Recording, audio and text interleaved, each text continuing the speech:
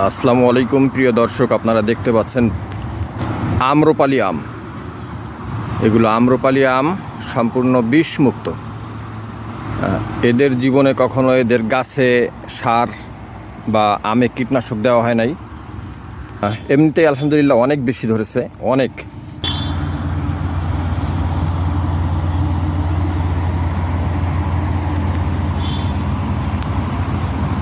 কিছু আমে আবার ব্যাগিং করা হয়েছে পরীক্ষামূলকভাবে। ব্যাগিং করলে যে সুবিধাটা হয় যে ছত্রাক বা যে কোনো কীটপতঙ্গ আক্রমণ করতে পারে না। একটা ব্যাগ আপনাদেরকে খুলে দেখাবো।